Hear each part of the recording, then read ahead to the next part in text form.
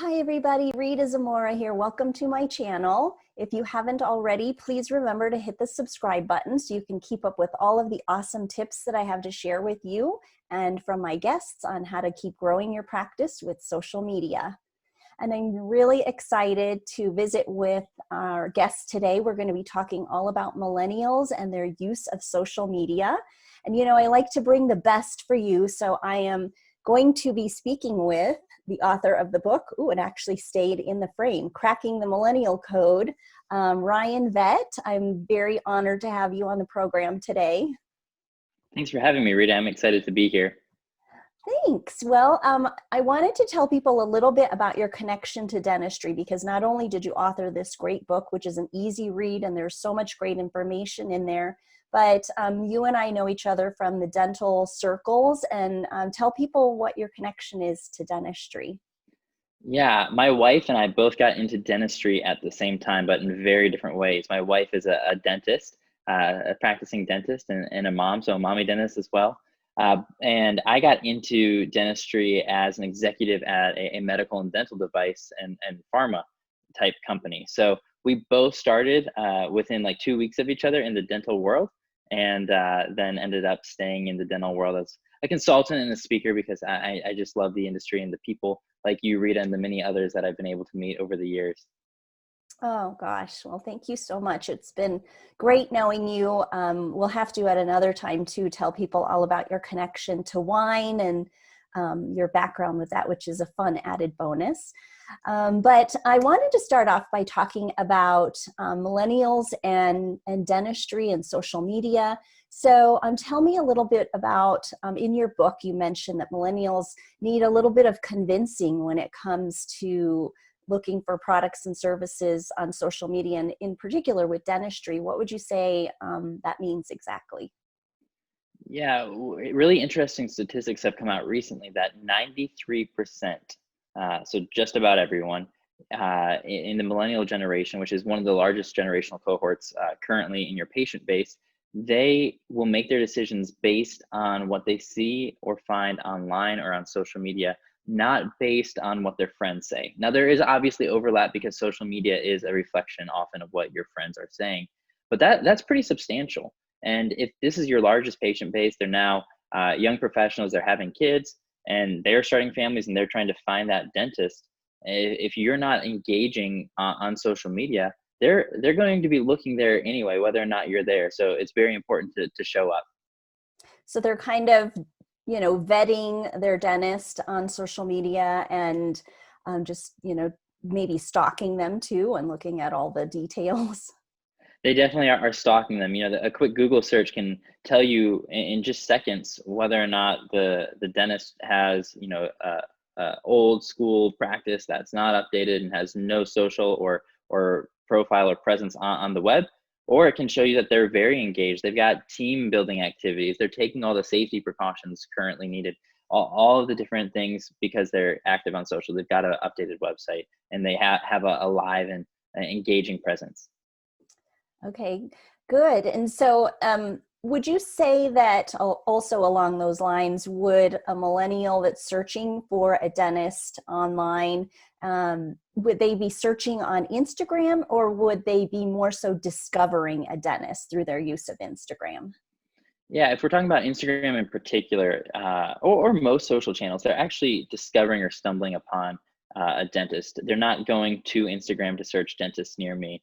That's normally going to happen on Google. But the reality is, if you don't have that Instagram page or that Facebook page, when they do search for dentist near me on Google, you're not going to be there. So, but a lot of times, some of the content that gets discovered, and we all know Dr. Constantine that made it internationally famous because of dancing in his practice. uh, Things like that are discoverable by others, and obviously he's now opened multiple locations as far as I understand. I saw an article recently, so there are a lot of opportunities by having fun and engaging content that promotes your team, that promotes your patients, with the correct releases, of course.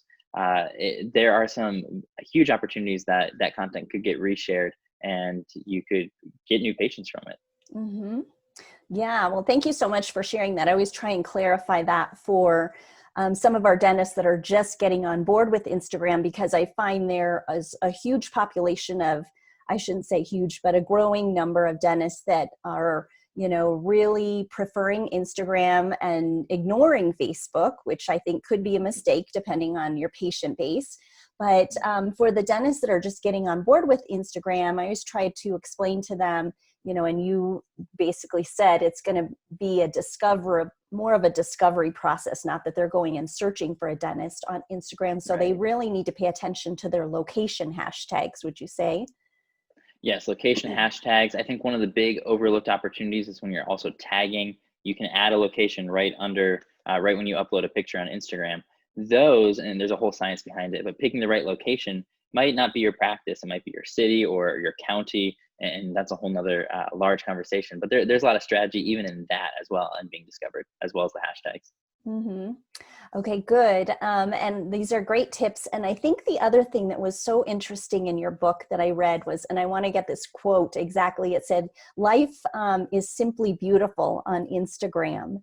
And I thought that was really an interesting statement. And maybe you can explain to us a little bit about the nuances, in your opinion, that we should really pay attention to on Instagram versus on other social media.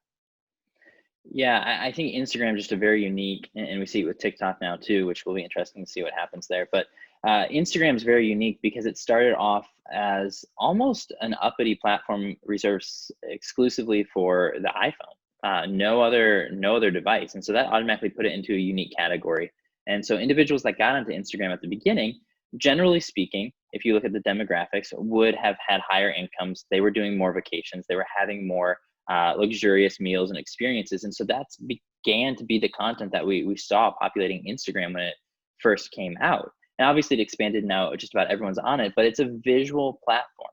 It wasn't about the words. It wasn't about, there were no hashtags early on. It wasn't about any of that you see on a Facebook post or something like that. So really, when you're talking about Instagram, and I've got an article on Forbes, you can just search my name and check it out. It's on the Fire Festival, which is a phenomenon that happened on Instagram with an orange tile being displayed by a lot of celebrities. It's all about the experience that you're creating on Instagram in particular, which is different than most other social media platforms. So engaging with content that makes someone feel good, that makes someone want to be a part of the team. Ellen DeGeneres has a hilarious clip about FOMO, the fear of missing out. It's a real thing. And a lot of people on Instagram, it's not mentally healthy, and there's a lot of psychologists studying this right now and sociologists, but Instagram creates this fear of missing out. And so when you're looking to post things for your practice, what will make someone feel like they're missing out if they aren't one of your patients? Mm-hmm. Oh, that's so good. I'm interested to go back and look at all that information. And what did you say, what was that? The Fire Festival. You can actually just Google my name, Ryan Vet, Forbes, and then Orange Square. It's easier to remember. Okay. And it'll pop right up. It's one of the articles I've written for them. Okay, great. I'm going to have to check it out. And so that is so interesting then with Instagram. And would you say that it's really important then for a dentist? Because I think sometimes what happens is we are in such a profession of meticulousness that I think it can paralyze dentists and office managers sometimes when they're like, oh my gosh, I'm not doing it perfect, and that meticulousness is really important when it comes to surgery and doing the clinical procedures. But when it comes to social media, I try to explain to them, we do have some wiggle room as long as it, represents your brand well. So would you say for dentists that are now looking at more established dentists, millennials that have been using Instagram for a while, that have the perfect Instagram grid, like how important is having that perfect Instagram grid versus having more, personal human side type of content? Yeah, if you're trying to be an influencer yourself, that grid is everything, your colors, it's just got to be perfect. But when you are a business that is providing a unique service, one like a dental practice, I would say that's not the most important thing. The most important thing is, like you just said, Rita, it's having that engaging content that personalizes and almost personifies your practice on social media. So it's not worth sweating over. Don't put grainy pictures or watermarked pictures on. That's worth sweating over every time. But other than that, just be yourself and let it be an extension of your practice. And another thing that people don't talk about a whole lot is if you ever grow your team or you need new team members, a lot of times they're going to look on social media to see what type of culture you have in your practice. And so it's not just your patients, but it's the community, it's your team members, future team members, and everything else. Oh, that's such a great tip. I think that's really important, especially right now, because we're noticing a lot of movement in practices when it comes to team members, leaving or, having to replace their team members because of all sorts of different COVID issues going on right now. But so great. We've got some great tips that we've already shared about Instagram. I do want to sort of talk a little bit about your thoughts on TikTok and Instagram Reels and how you think that's going to continue to develop for practices. How important is it for, I think some mature practices are like, oh my gosh, I'm not a good dancer. I don't want to be on TikTok, but what are your thoughts on that?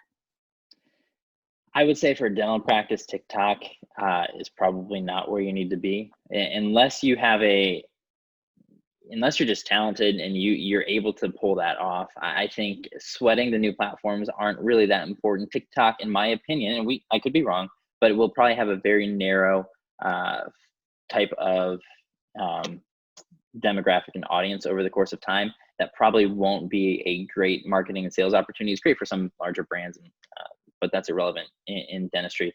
I would say Instagram actually has become a larger sales tool than I would have even thought for practices, especially the team component is big, and potential new team members and things like that. There's a lot to be said on that, especially as the generation that's grown up with Instagram is they're now having kids and they're looking for a practice that's friendly, and you can't necessarily find that on Google. You have to look and dig a little bit deeper. So I would say don't worry about TikTok unless you are very skilled, and go have fun with it. But I wouldn't hang my hat or sweat too much about that one. Okay, great. So you heard it here from the expert that, millennials aren't necessarily feeling like you have to have some sort of TikTok presence. And I think it will be interesting to see how Instagram Reels evolves. I'm really kind of more on team Instagram Reels versus TikTok, just because it's more convenient to stay on that one platform and get to know all the ins and outs of it. But so overall, you really feel that it's important for practices to have a strong and current social media presence when it comes to millennials looking for a dentist. Absolutely. Absolutely. Okay, great. Anything else you want to share, like last minute tidbits or tips? I don't think so. I think it just stay up to date with what's going on and realize that what might be relevant to your generation. It's what the book's about. Every generation's different, and the generations after millennials are extremely different. And now we have a whole new generation that's gone to school in COVID era, which will be very interesting to study years from now and the impacts there. So understand each generation is different, and just because it doesn't make sense in your generation, it might make sense the next. And just understand where those similarities and differences are. And it really helps as you market and grow your practice. Mm-hmm. Oh, that's so good. Yes. So again, remember to pick up the book. As Ryan said, there's lots of great information about, the different generations, but the big focus on millennials and social media, which is going to be our huge audience, moving forward. As you said, they're already young families. And so much good information. Thank you so much for your time and for sharing your expertise with us, Ryan. I really appreciate it. And hopefully you can come back and maybe we'll look forward to another book as your, thought leadership moves into how we're all being impacted by this COVID situation. Well, thanks so much, Rita. I appreciate it. Yeah, thank you. Everybody, please make sure you subscribe to the channel. Keep in touch with us to keep up with awesome tips to help grow your practice with social media. And we'll look forward to visiting with you again soon.